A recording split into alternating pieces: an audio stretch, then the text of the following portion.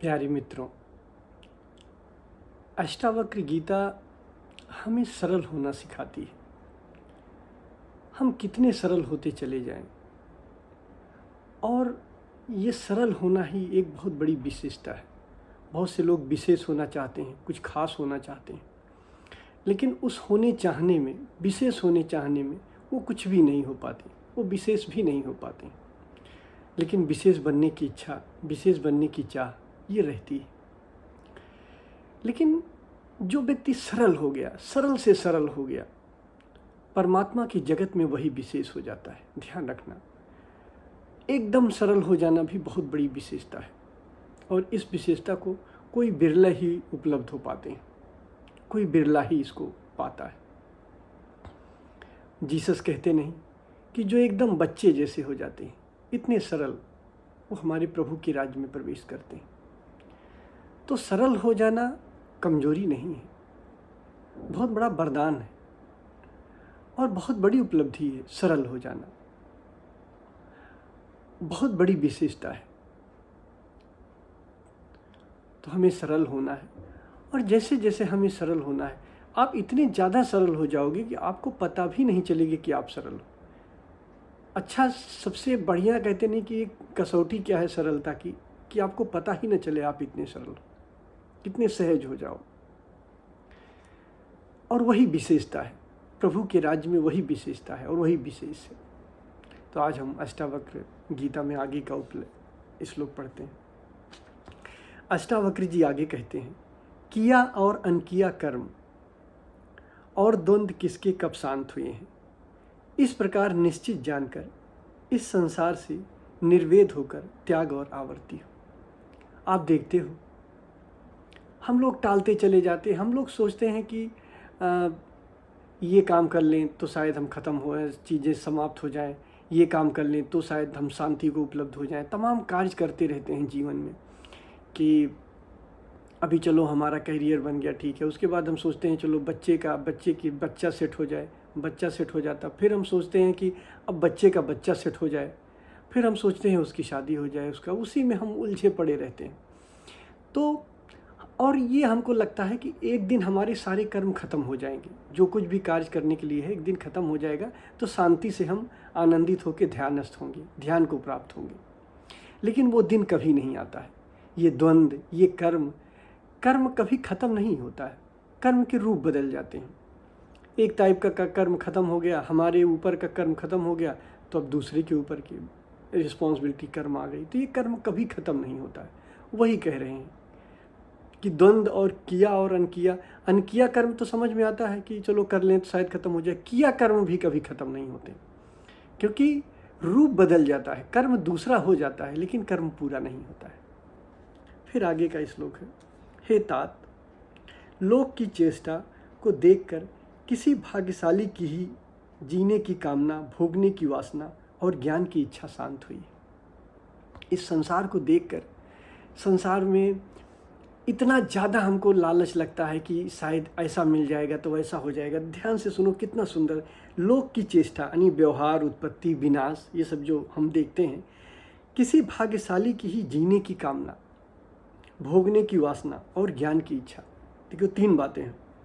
जीने की कामना, कह रहे हैं जीने की कामना, भोगने की वासना और ज्ञान की इच्छा शांत हुई है।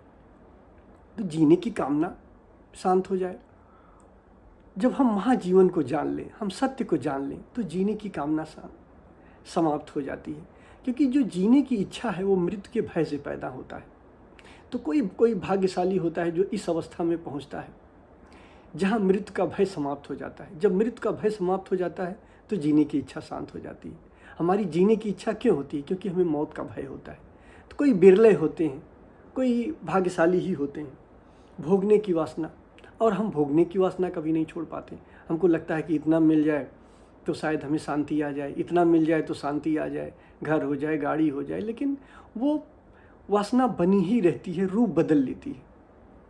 और फिर आगे कहें ज्ञान की इच्छा, ज्ञान की इच्छा। तो अब 24 घंटे हम क्या कर रहे हैं? ज्ञान को ही तो पकड़ रहे हैं। ये ज्ञान पकड़ लें, ये ज्ञान पकड़ लें, यहाँ से पढ़ लें, वहाँ से पढ़ लें, और हम लोगों को ज्ञान की बातें बताते रहें। लेकिन असली ज्ञान तो वो है जो ज्ञान और ज्ञान में अंतर है। एक ज्ञान होता है बौद्धिक ज्ञान कि खाली हम सुनते रहें, एकदम तोता की तरह रटते रहें।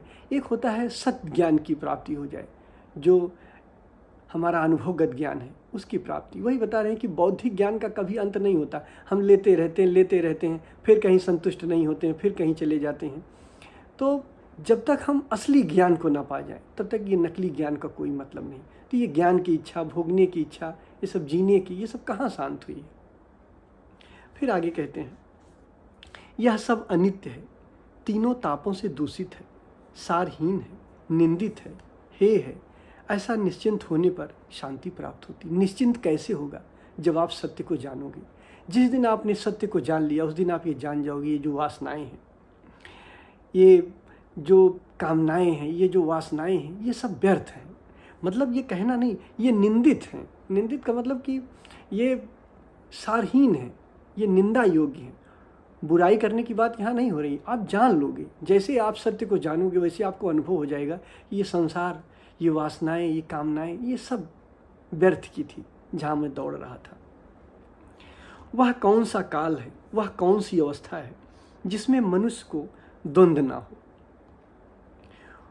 उनकी उपेक्षा कर यथा प्राप्त वस्तुओं में संतोष करने वाला मनुष्य सिद्धि को प्राप्त होता है। अब यहाँ सिद्धि को ध्यान रखना, सिद्धि किसी लालच की सिद्धि नहीं है।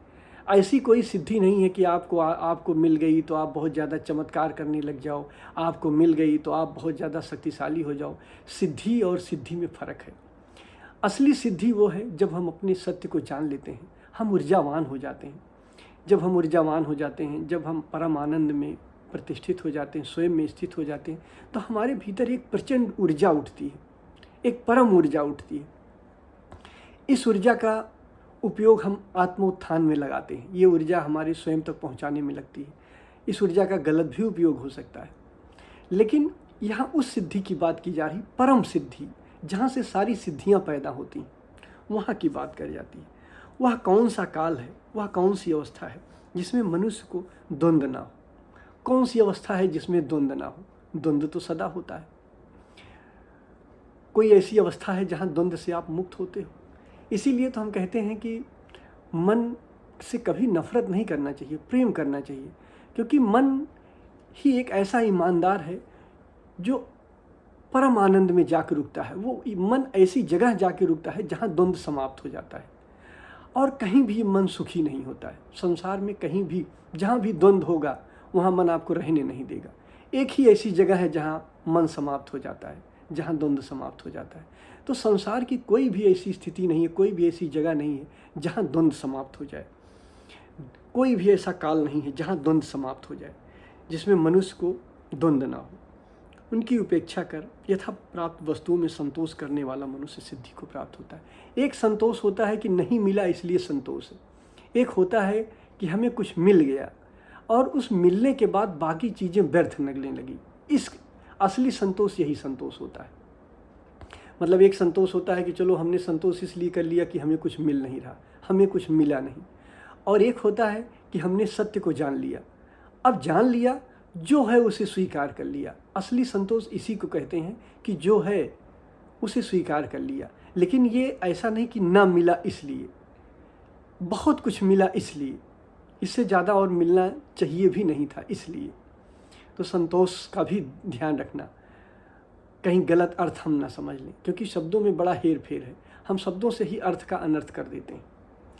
ज़्यादातर जब संतोष शब्द आता है तो ऐसा लगता है कि हम चाहते थे कुछ लेकिन मिला नहीं, इसलिए मजबूरी में संतोष करना पड़ा। नहीं, हमने कुछ जान लिया, हमने कोई सत्य जान लिया, किसी सत्य का अनुभव कर लिया। उसके जानने के बाद अब जो दिखाई पड़ता है, जो हमारे भीतर स्वीकार भाव आया, उसे संतोष कहते हैं। फिर आगे है, महर्षियों के, योगियों के एवं साधुओं के अनेक मत हैं। ऐसा देखकर उपेक्षा को प्राप्त हुआ कौन मनुष्य शांति को नहीं प्राप्त होता है। देखते हो हमारे ऋषि मुनि, साधु महात्मा, हर ऋषि हर मुनि आता है, आपसे मिलता है, एक अलग अलग तरह के ज्ञान बता के चला जाता है। सबके मत अलग अलग होते हैं, तो परमात्मा तो अलग अलग नहीं हो सकता है।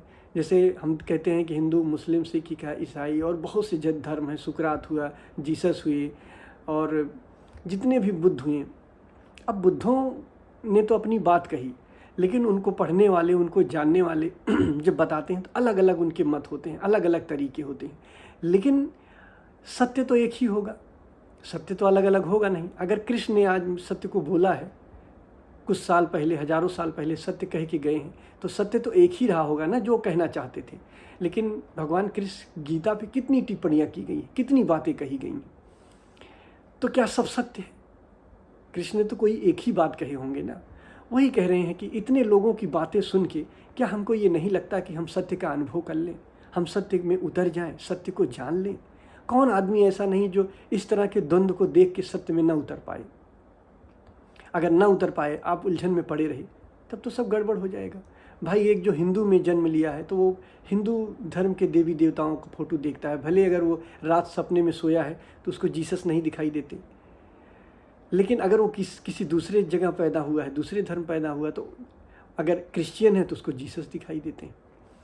तो अलग अलग हम भगवान की कल्पना करते हैं, अलग अलग ईश्वर की कल्पना करते हैं, अलग अलग लोग हमको बताते हैं, साधु महात्मा जो मिलते हैं अलग अलग बताते हैं।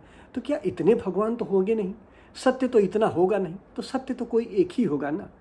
तो हम उसको अनुभव करके क्यों नहीं देख लेते हैं? उस सत्य का हम अनुभव क्यों नहीं कर लेते हैं? अगर हम मनुष्यता के ऊपर, हम सभी धर्मों के ऊपर उठ जाएं, हम मनुष्य बने और हम सत्य की खोज करें, तो हमें इतने सारे अलग अलग चीज़ें जो साधुओं के, ऋषियों के जो मत हैं, अगर हम सबको मान लें तब तो हम पागल हो जाने लगेंगे। वो कहेंगे ये सही है, वो कहेंगे ये सही है, वो कहेंगे ये सही है। तो सत्य क्या है? तो अगर हम अपने अनुभव में उतर जाएं और सत्य का अनुभव कर लें तो उससे अच्छा और क्या है? वही कह रहे हैं कि कौन उस फिर परम शांति को नहीं प्राप्त होना चाहेगा जब ये देख ले कि सभी के मत अलग अलग हैं और सत्य तो अलग अलग हो नहीं सकता। फिर आगे है जो उपेक्षा। अच्छा, जब यहाँ उपेक्षा कहा जाता है तो उपेक्षा का मतलब यहाँ तटस्थता, समता समझ लेना। उपेक्षा का मतलब ये नहीं कि इसको त्यागो, त्यागने की बात नहीं हो रही।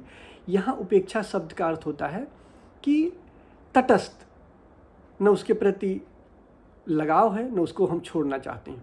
यानी अगर इंग्लिश में इसको ठीक कहा जाए, चॉइसलेस अवेयरनेस यहाँ पे कहा जा रहा है, उपेक्षा का अर्थ है। उपेक्षा का अर्थ नहीं कि इसकी निंदा करो, उसको हटाओ, त्यागो, नहीं।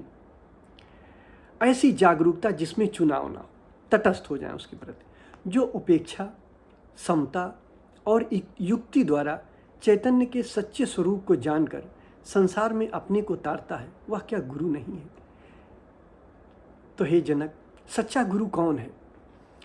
सच्चा गुरु जो अपने ध्यान से, अपने चॉइसलेस अवेयरनेस से, अपने होश से, अपनी जागरूकता से, क्या क्या कह रहे हैं, उपेक्षा से, युक्ति द्वारा जो आपको ध्यान की नई नई नियम बताए जाते हैं, जो नए नए तरीके बताए जाते हैं, जो युक्तियाँ बताई जाती हैं, जो साधना के तरीके बताए जाते हैं, जो सम्यक श्रवण बताया जाता है, सुनने का सही कला बताया जाता है, ये सब के द्वारा, उपेक्षा के द्वारा, युक्ति के द्वारा चैतन्य के सच्चे स्वरूप को जानकर, मानकर नहीं, जानकर संसार में अपने को तारता है, वही तो सच्चा गुरु है।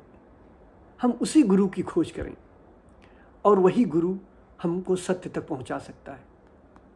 फिर आगे कह रहे हैं, जब भूत विकारों को तू यथार्थतः भूत मात्र देखेगा, उसी क्षण बंध से मुक्त होकर अपने स्वरूप में स्थित हो जाएगा। भूत विकार यानी देह, इंद्रिय, जो हमारी वासनाएं हैं, इंद्रियां हैं, ठीक है, ये सब आदि। कह रहे हैं जब भूत विकारों को यानी इंद्रियों को, देह को तू यथार्थतः भूत मात्र देखेगा, मतलब भूत का मतलब कि जो है ही नहीं, माया है, जिसका अस्तित्व ही नहीं है, तो ये है ही है। ये कब देखेगा? जब आप सजग हो जाओगे, जब आप साक्षी बनोगे, जिस दिन अपने स्वरूप में उतरोगे, जिस दिन आपको ये दिखाई देगा कि आप कॉन्शियसनेस हो, आप शुद्ध चैतन्य हो, उसी क्षण, वही कह रहे हैं कि उसी क्षण बंध से मुक्त होकर अपने स्वरूप में स्थित हो जाएगा। अरे बधा क्या है? हम गलत चीज़ों को मान लिए हैं। कहीं हम अपने इंद्रियों से हमने जो संसार में अनुभव किया उसको मैं मानता हूँ। हम जिस धर्म में पैदा हो जाते हैं उस धर्म को मैं मान लेता हूँ, जिस शरीर में होता हूँ उसको मैं मान लेता हूँ। तो जो हम गलत को मैं मान लेता हूँ, फॉल्स सेल्फ जो मैं मानता हूँ, तो जब हम अपने स्वरूप में स्थित होंगे तुरंत रियल सेल्फ में उपलब्ध हो जाएंगे, अपने रियल सेल्फ को पालेंगे। तो जब आप अपने सत्य का अनुभव कर लोगे, स्वयं का अनुभव कर लोगे, तत्क्षण आप देखोगे आप बंधन से मुक्त हो, आपको कोई बांध ही नहीं सकता, आप ही बंधे हुए थे। ये वैसे है कि जैसे हम ही बंधे रहें और चिल्लाएं कि हमें छुड़ा दो, हमें छुड़ा दो, हमें मुक्त कर दो। जिस क्षण अपने स्वरूप का बोध होता है उसी क्षण हम मुक्त हो जाते हैं, उसी क्षण हम शरीर से, इंद्रियों से, सबसे मुक्त हो जाते हैं। जब तू भूत विकारों, देह, इंद्रियों आदि तू यथार्थता भूत मात्र देखेगा, उसी क्षण बंध से मुक्त होकर अपने स्वरूप में स्थित हो जाएगा। अब भूत मात्र कब देखेगा? मन से नहीं कि विचारों से देखेगा। जब आप साक्षी बनोगे, जब आप चैतन्य बनोगे, जब आप अपने स्वरूप में स्थित होगे तो आपको ये दिखाई देगा। साक्षी बनोगे, दृष्टा बनोगे तो धीरे धीरे दिखाई पड़ने लगेगा। पहले ये टुकड़ों में दिखाई देगा, फिर एक दिन अखंड हो जाएगा, इसके टुकड़े अखंड हो जाएंगे। वासना ही संसार है, इसलिए सब वासनाओं का त्याग कर, वासना के त्याग से ही संसार का त्याग है। अब जहाँ चाह वहाँ रहे। वासना का त्याग। अब बताओ वासना का त्याग कैसे करोगे? कि मैं ये नहीं करूँगा, मैं इसका त्याग करता हूँ, मैं होता नहीं कि हम ही क्रोध का त्याग कर रहे हैं, हम ब्रह्मचर्य साध रहे हैं, हम अपनी ये वासना, अब मुझे संसार में पाना नहीं। वासना का त्याग नहीं।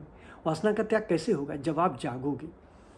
वासनाओं का त्याग करने का मतलब कि आप जब सजग होगे, आप जागोगे। और वासना ही संसार है। ये जो विचार हैं, ये भाव हैं, और जो हमारा इनसे जुड़ाव हो जाता है, यही तो संसार है। संसार है क्या? अगर सारे आपके विचारों को मिटा दिया जाए, आपके मन को मिटा दिया जाए अभी एक क्षण में, तो आपके पास कुछ बचेगा? कोई संसार बचेगा? विचारों से, भावों से, ये सब जो आपके लगाव हैं, सब इन्हीं से तो हैं। मन से ही तो लगाव है आपका। और वही कह रहे हैं कि वासना ही संसार है। ये जो वासना है, जो विचार हैं, जो भाव हैं, तुम्हारी वृत्तियां हैं, यही सब संसार है। ये सब जहाँ गई वहाँ सब खत्म हुई। वही कह रहे हैं कि इस सब वासनाओं का त्याग कर, वासना के त्याग से ही संसार का त्याग है। अब जहाँ चाह वहाँ रहे। जब ये वासनाएं, अब वासनाओं का त्याग नहीं। अब देखो, जनक कहीं त्याग करके गए नहीं है कि उन्होंने कुछ छोड़ा, जाग गए। जागने से ही वासनाओं का त्याग है। कहीं ना कहीं हम चीज़ों को गलत समझ लेते हैं। वासनाओं को त्याग में, जब हम वासनाओं के त्याग की बात होती है तो हम कोई छोड़ने पे चले जाते हैं, त्याग पे चले जाते हैं। जबकि अष्टावक्र जी ने, जनक ने पहले ही बता दिया कि त्याग भी बंधन है और भोग भी बंधन है। त्यागना भी बंधन है और भोगना भी बंधन। जागना है हमको। जागने से ही महल में खड़े हैं और घोषणा कर रहे हैं कि मैंने सब त्याग दिया। जनक क्यों? क्योंकि जाग गए, और जागने से ही ये पता चलता है कि सब त्याग हो गया। मैं साक्षी हूँ, मैं चैतन्य था, और जब मैं चैतन्य था तो मैंने सब परिस्थितियों को, सभी स्थितियों को जाना। मैंने बुद्धि को ज्ञान देते हुए जाना, मैं शरीर के द्वारा कर्म करते हुए जाना। बुद्धि ने ज्ञान दिया, शरीर ने कर्म किया, मैंने उसको भी जाना। जो हमारे बोध ने देखा, मैंने उसको जाना। जो हमारे बोध ने हमें इशारा किया, मैंने उसको जाना। जो इशारा नहीं किया, उसको भी मैंने जाना। मैं जानने वाला चैतन्य हूँ, और मेरा किसी से पकड़ हो ही नहीं सकता है। जैसे ही आप जागते हो, तत्क्षण आपको अनुभव हो जाता है। तो मेरे ख्याल से आप मेरी बात समझे होंगे। इसके आगे अगले भाग में। धन्यवाद।